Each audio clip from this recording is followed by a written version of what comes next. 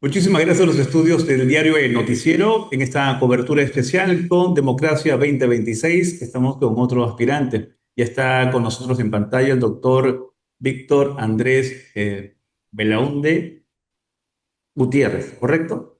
Así es. Bienvenido, muchísimas gracias en la oportunidad. Para él vamos a conversar en el día de hoy como candidato a diputado por el partido Avanza País para estas elecciones del 2026. Le doy la más cordial bienvenida aquí en el diario El Noticiero. Bienvenido, adelante. Muchísimas gracias por la invitación y darme la oportunidad de llegar a toda su audiencia. Bien, una de las preguntas tiene que ver justamente con el tema que nos compete, sobre todo a toda la ciudadanía, que es el tema de la corrupción. Y de verdad que nos preocupa mucho, sobre todo una gran cantidad de candidatos y aspirantes. En su caso, ¿qué medidas concretas propone usted para combatir la corrupción en el Congreso? Adelante. Mire, gracias por la pregunta. El Congreso es donde está presente la representación popular de todos los sectores. Ahora bien, tenemos que exigir un mínimo es una mala expresión. Tenemos que exigir un comportamiento moral de nuestros representantes. En el Perú hay un poco la manía de pensar que las leyes, es a través de leyes, de normas, de acciones legislativas o normativas que vamos a solucionar los problemas. En realidad es a través de la acción política que exige de quienes nos representan un comportamiento ético y un comportamiento moral, que exija un comportamiento coherente. Y lo que podemos aportar, quienes que queremos entrar a la política con honestidad y para servir a nuestro país, es una línea de actuación coherente y honesta que esté en servicio de los verdaderos intereses del país. Y entrando, por ejemplo, a una serie de temas concretos que involucran a la corrupción. Hemos visto el escándalo de Petroperú, en que hay alrededor de 18.000 millones de soles desperdiciados. Son 5.000 millones de dólares. Es una barbaridad de dinero que se han ido a una refinería inútil con contratos millonarios, centenares de consultorías, en vez de invertir en que los colegios funcionen correctamente, que los baños de todos los colegios públicos sean lo que deben ser, que los hospitales estén bien abastecidos. Eso también es una forma de corrupción. Se gastan centenares o miles de millones de soles en consultorías inútiles y no en lo que el Estado debe hacer. Tenemos que exigir que los distintos poderes del Estado, la ciudadanía desde la acción política y nosotros, llegado el caso de ser favorecidos con el voto popular desde el Congreso, que cada órgano del Estado cumpla con su función, que el Ministerio Público persiga a los delincuentes, persiga a los violadores, persiga a los asesinos y no se vuelva un pequeño instrumento de venganzas políticas de cualquiera sea facción que tenga mayor poder en el país en ese momento. Ahora, considerando un poco las situaciones que se han presentado recientemente, estos tipos de escándalos, la confianza ciudadana, ¿qué mecanismo de transparencia implementaría en su gestión que garantizaría pues que sus votaciones y decisiones sean públicas y justificadas? Las votaciones son públicas, número uno. Número dos, un tema importante es en la semana de representación estar abierto a las visitas de la ciudadanía que tiene necesidades y que necesita ser escuchada por sus representantes. De los actos de los congresistas están ahí, están en la página web del Congreso, y si hay alguna información que no está sobre su agenda, sobre cómo votan en cada iniciativa legislativa, sea a nivel del Pleno o sea a nivel de las comisiones, esa es una información que debe estar el acceso más sencillo para toda la ciudadanía, para que puedan ver sus representantes cómo se comportan y si sus representantes están verdaderamente siendo sus representantes y no representantes de algún otro tipo de interés subalterno. Debemos recordar que los diputados en particular representamos a una circunscripción, en ese caso Lima.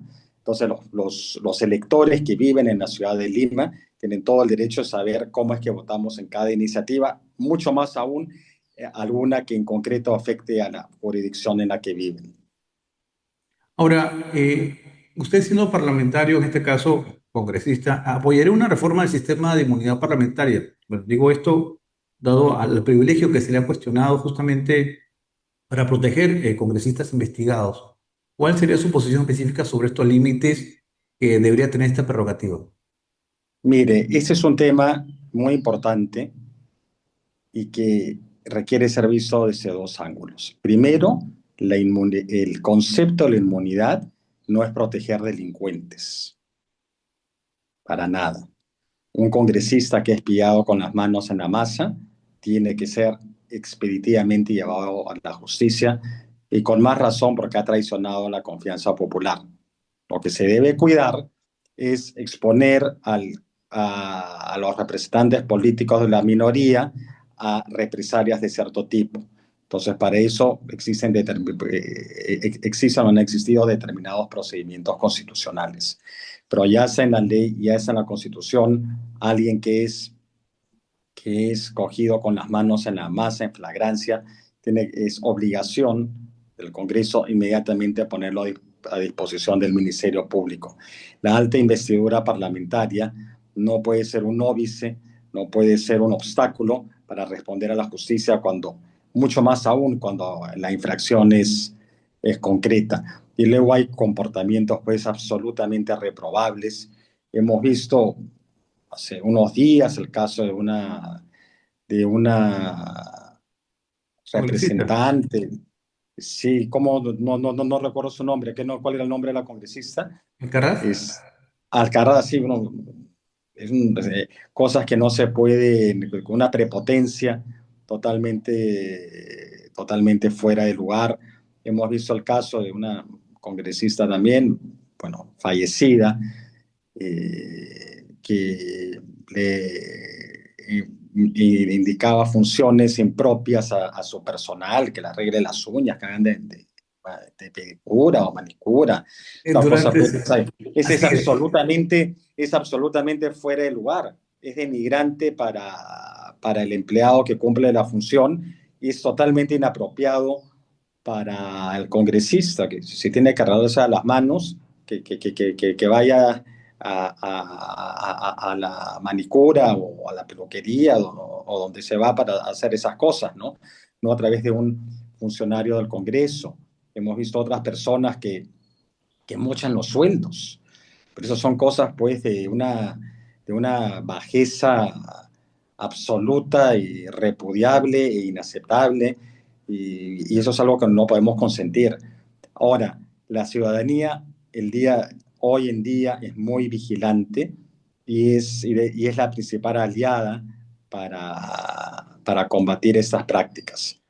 Y también se requiere, y también se requiere una prensa genuinamente imparcial, que no esté al servicio de agendas políticas particulares o ideológicas de bandos, porque lo aquí se busca tener es una gestión pública transparente y honesta, independientemente de la afiliación política de cada persona, que es un tema aparte.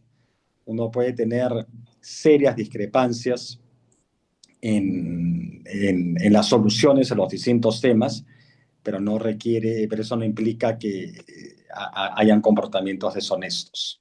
Claro, hay 38 candidatos, es decir, si sacamos cuentas, ¿cuántos aspirantes hay al Congreso, en este caso diputados, ahora senadores? Es muchísima gente involucrada en la parte política, pero digo hacer la observación justamente sobre este Congreso que está por finalizar este periodo. El 87% tiene problemas justamente con la justicia y muchos están inconclusos. De ese 87%, el 60% se está volviendo a postular con otros cargos, con otros nombres, pero quieren estar en el meollo del asunto, es decir, quieren permanecer en los cargos políticos. Bueno, esa es una situación bastante que observar justamente por la ciudadanía que van a elegir en las próximas elecciones del 12 de abril. Quisiera pues hablar un poco de Avanza País. ¿Cómo está el partido? ¿Usted está como invitado o forma parte ya de una afiliación del partido? No, yo soy militante, yo me inscribí en su momento en Avanza País y me inscribí porque tenemos una visión de futuro, que es la que ha expresado el general Williams como nuestro candidato presidencial.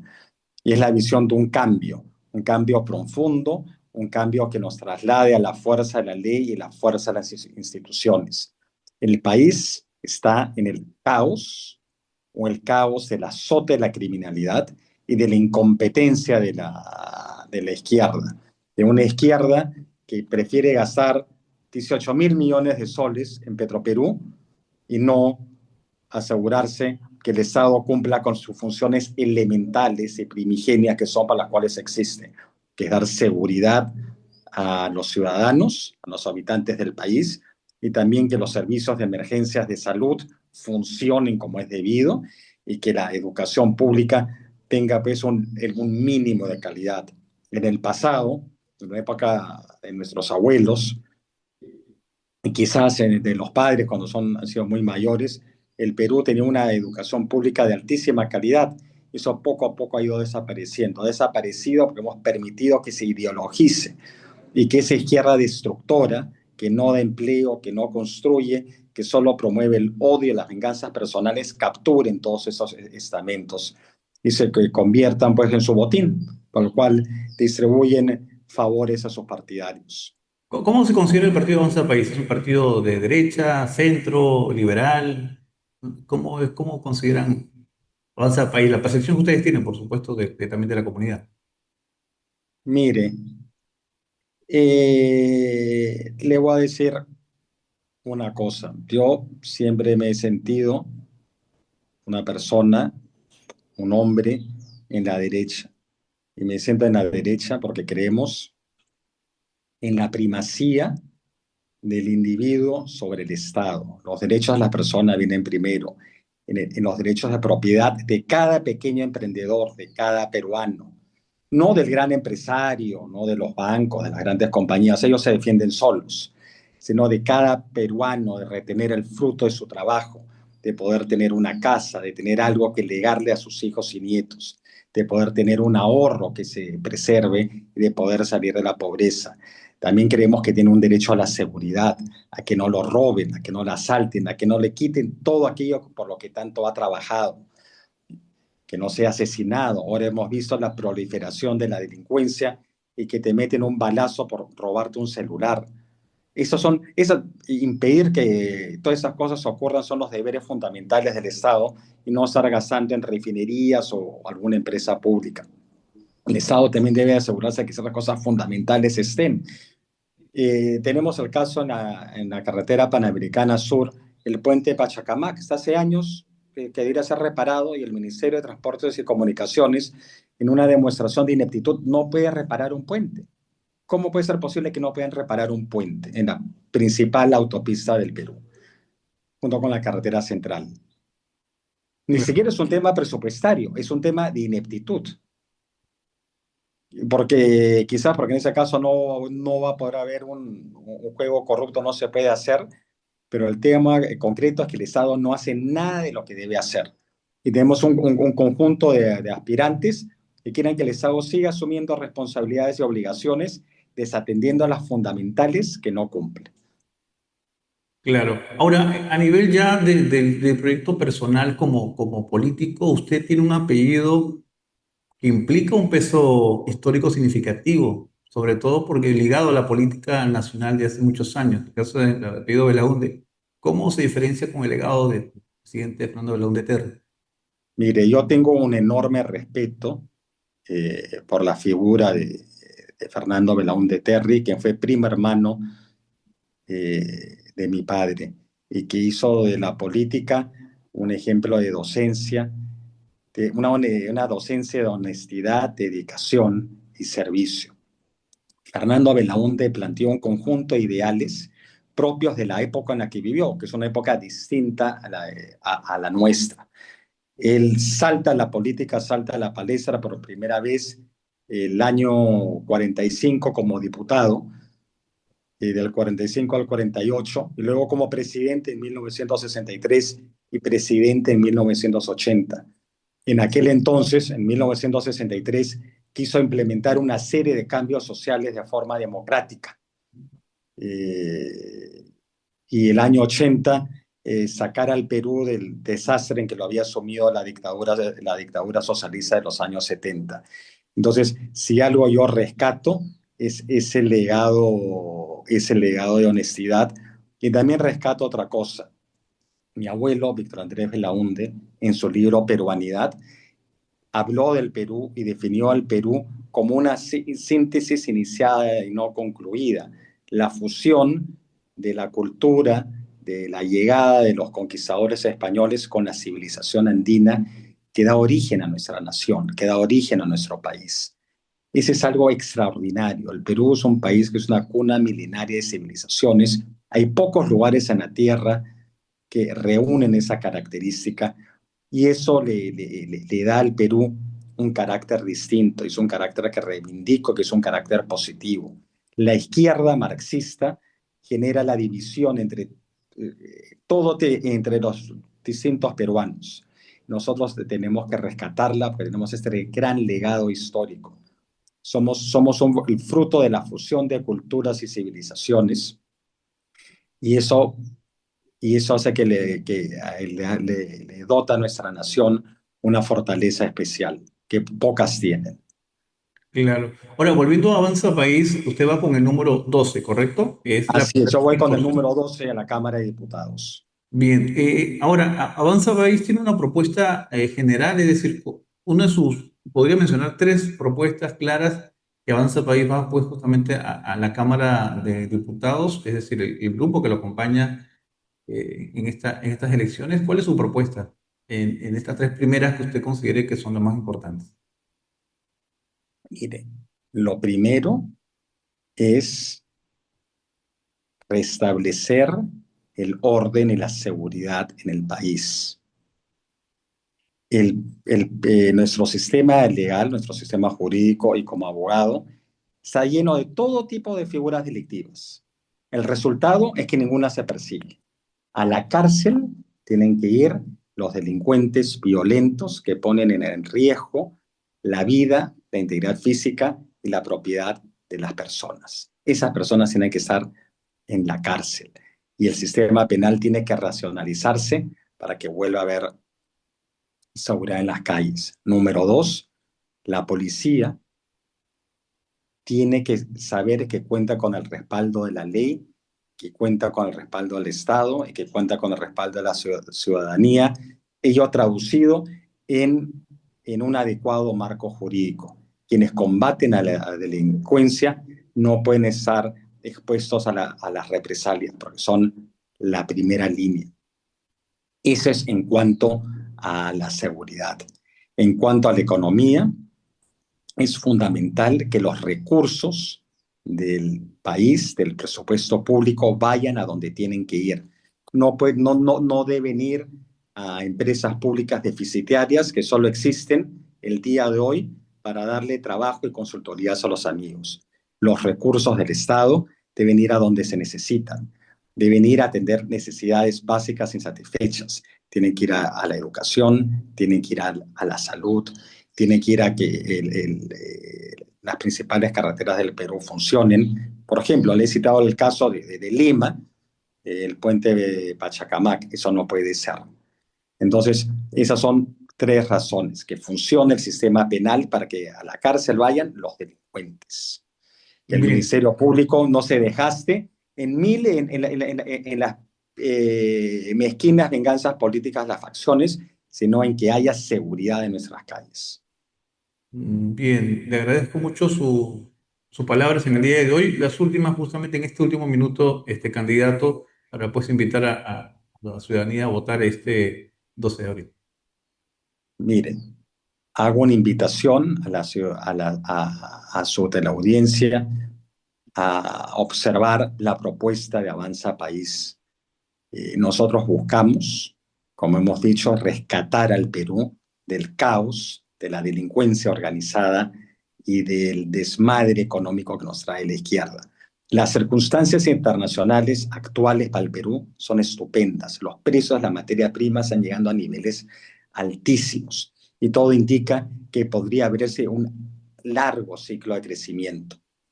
Con orden, con honestidad, se puede abrir una etapa de progreso para todos los peruanos, pero en la cual tenemos que desterrar el odio y la mediocridad que nos han estado dominando durante los últimos años.